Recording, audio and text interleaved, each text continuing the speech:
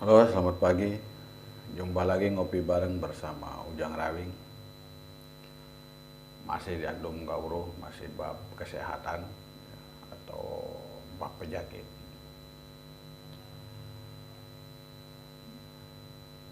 Untuk darah, misalkan ya, semua penyakit itu memang sumbernya dari darah dan angin, ya sumbernya semua penyakit itu sumbernya dari situ.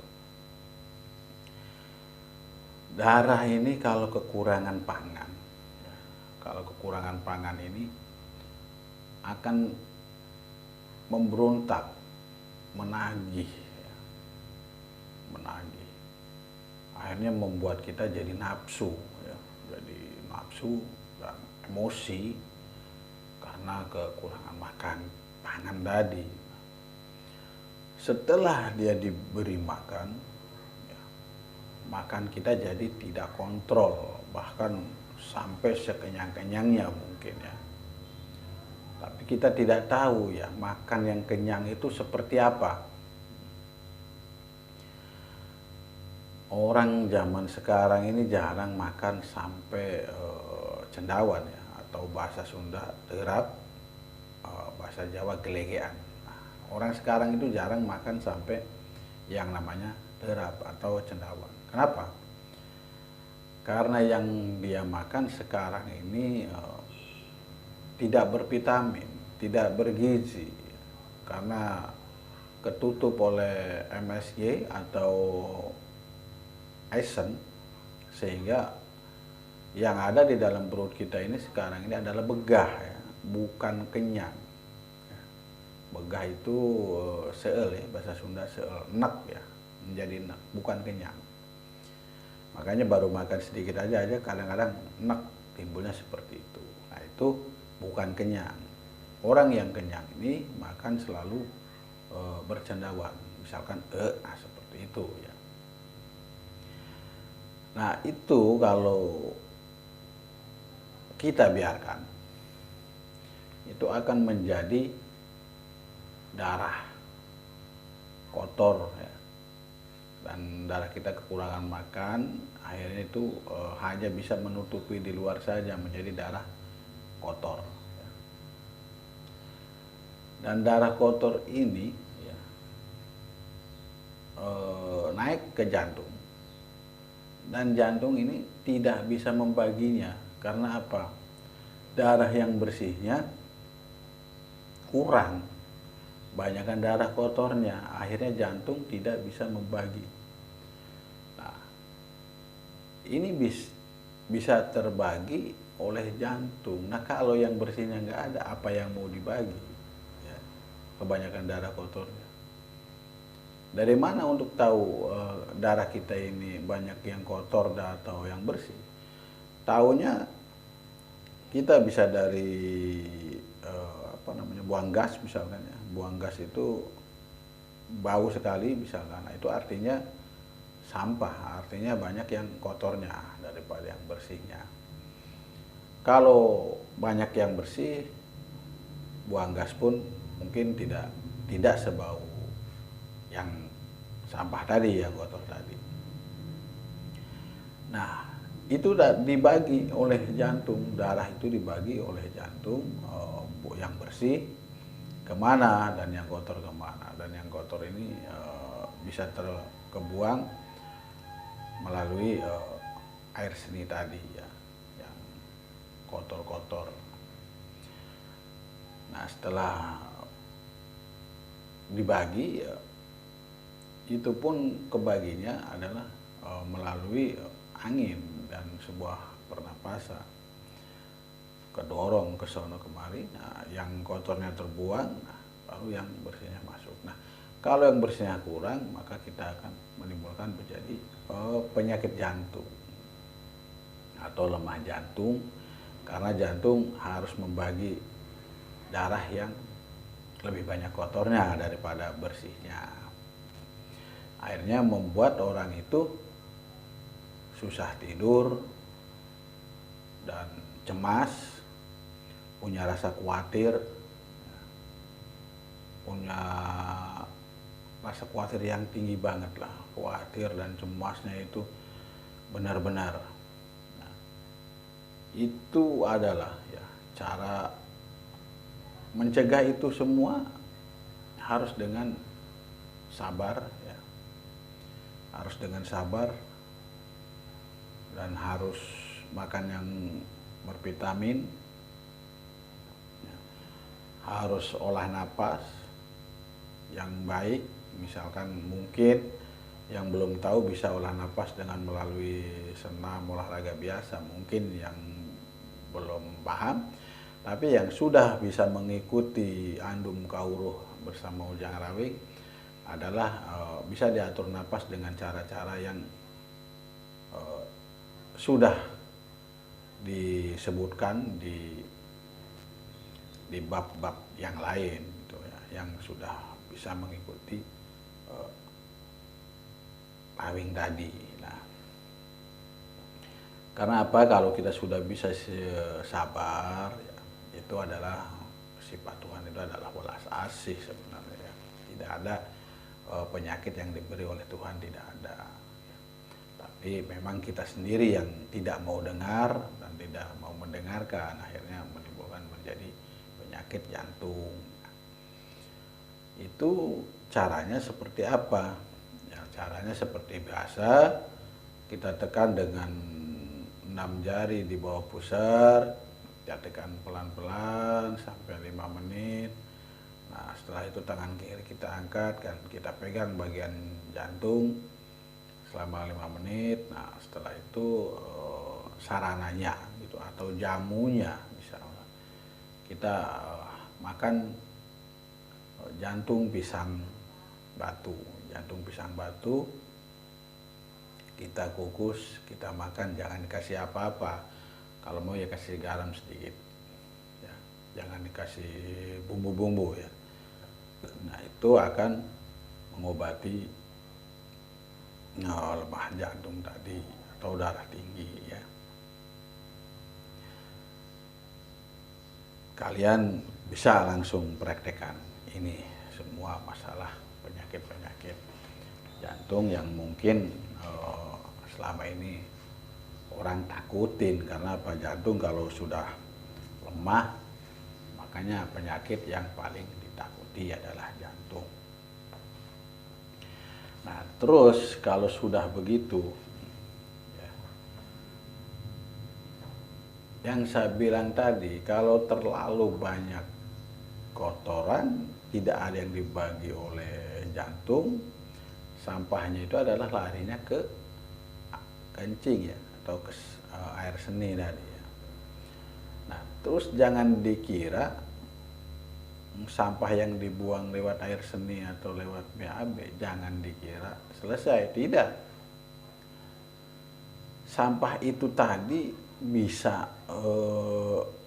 kesaring lagi dan bisa menyebabkan yang paling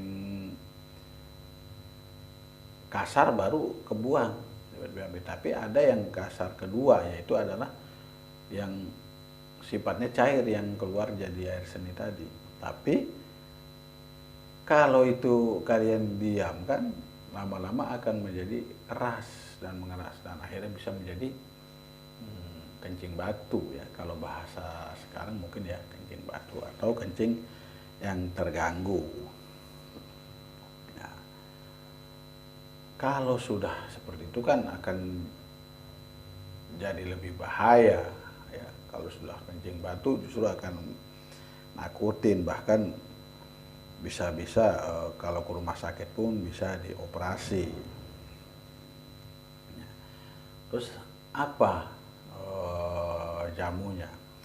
Kalau cara pengobatannya dari semua penyakit hampir sama, yaitu dengan otak yang ditekan adalah otak bawah tadi yang di bawah pusat, tetap sama itu, karena memang dia yang punya perintah. Dengan aturan yang sama, 3 menit, 5 menit tadi ditekan. Nah, terus jamunya apa? Jamunya adalah kecibling ya. Bisa kecibling atau alang-alang atau kumis kucing, bisa seperti itu.